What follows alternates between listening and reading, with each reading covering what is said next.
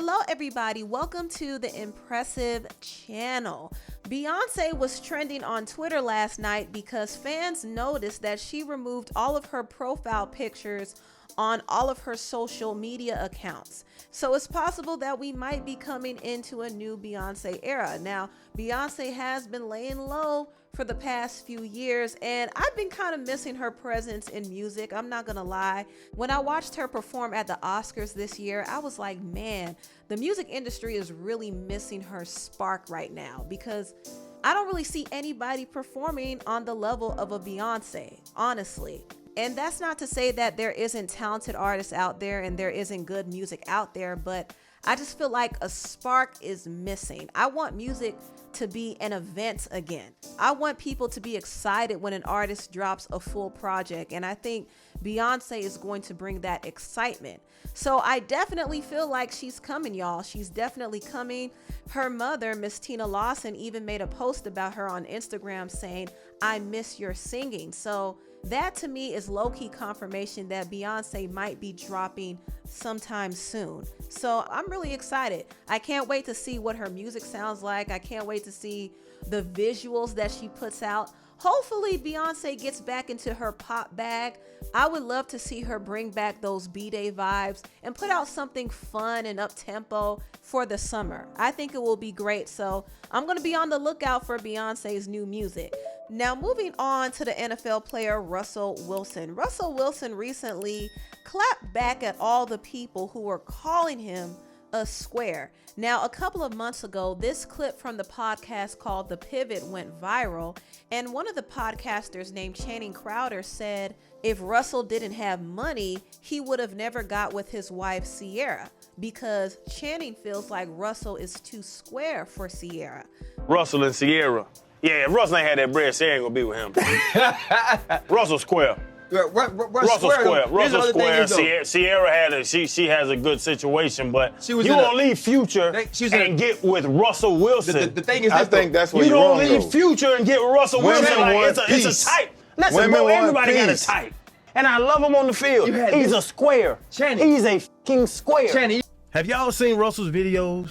You seen Mr. Unlimited and this goofy shit. I don't know why so many people were mad that my opinion of Russell Wilson is a square in the lane. But I also agree that he's square. Now, Russell got wind of these comments because a lot of people were talking about it. So he responded in his own way, and he gave a little classy clap back. He said this: "When you're that square waiting to surprise your lady, Ciara." And in his other caption, he said, "I'm going to stay squared up. Stay squared up, my friends." And he posted this very sweet video of him surprising his wife, Ciara. I thought this was super cute, and this was the perfect clap back. Russell makes being a square look good. I will say that. I mean, he's a loving husband and a loving father. And it's really a shame that that's considered to be uncool in some people's eyes, especially some men out there. And the crazy thing is, the same men calling Russell square are the same ones glorifying toxic people like Future. It's really backwards. They think toxic behavior is cool, but a man being a loving husband and father is not cool. That's crazy to me. Absolutely crazy. But I'm glad that Russell is showing people that being a stand-up guy is a good thing. And if that makes him a square, then so be it. Nothing is wrong with square guys. I think square guys should be more celebrated. A lot of times women get caught up in glorifying the bad boys because they view them as more exciting and edgy and masculine, but in reality, it's all an illusion. Bad boys are not what they're cracked up to be. If you look at their behavior, they're not emotionally present. They're not there for their kids. They're not willing to commit. They mistreat their women. And the only thing they want to do is hit it and quit it. That's really it. And there's nothing cool about that at all. Ciara had to realize herself that chasing the bad boys was really pointless. She probably thought that being with somebody like Future was exciting at one point. but it left her in heartbreak. And it took that heartbreak for her to kind of come to her senses and get with somebody who made sense for her. Russell Wilson made sense for Ciara because if you look at their backgrounds, they both were raised in stable two-parent households. They come from a middle-class background. They both were star athletes and good students, and they share the same faith, and they both pretty much have a clean record. They haven't been caught up in any trouble or anything like that. They're evenly yoked when you really think about it. Ciara makes way more sense with somebody like Russell than she does with somebody like Future. And I think she could have saved herself a lot of heartache if she got with Russell to begin with.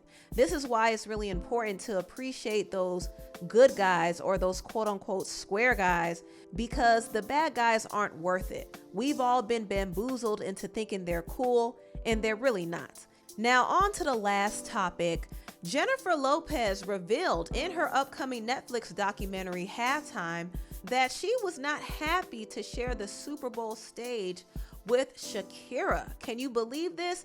Jennifer was more upset at the fact that she didn't have enough time to perform her songs.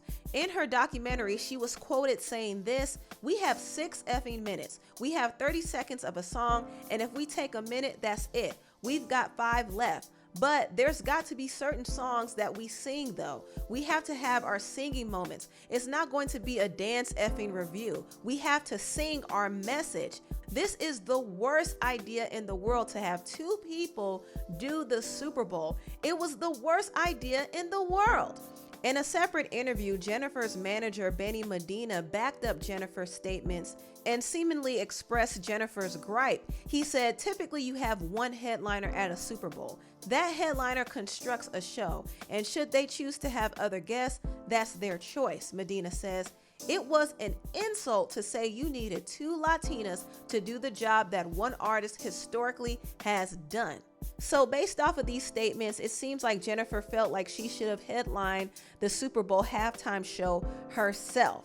And I kind of understand where she's coming from. Jennifer didn't have a lot of time to put together her set. She had a lot of different ideas and she wanted to execute them, but unfortunately, she didn't have the time to do everything she wanted to do because she was sharing her time with Shakira.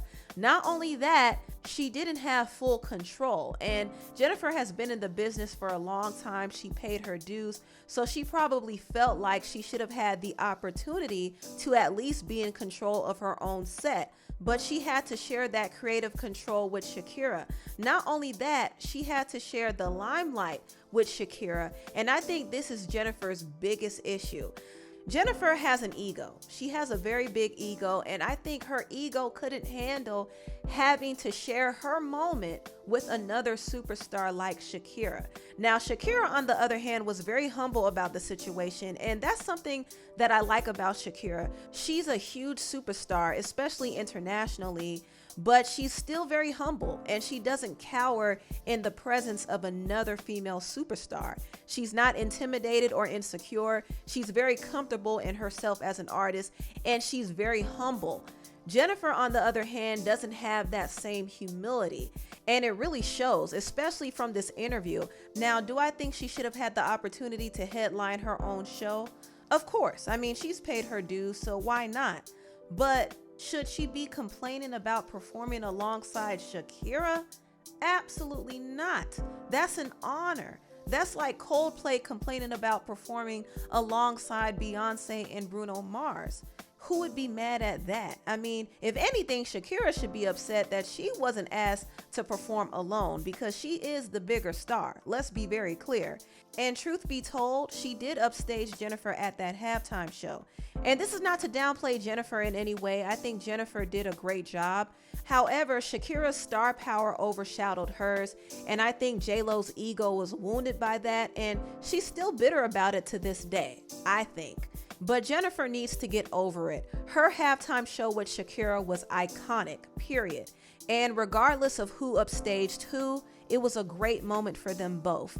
Anyway, tell me what you all think about this video down below. Please like, comment, and subscribe, and share this video if you care. Thank you so much for watching, and I'll see you next time. Bye.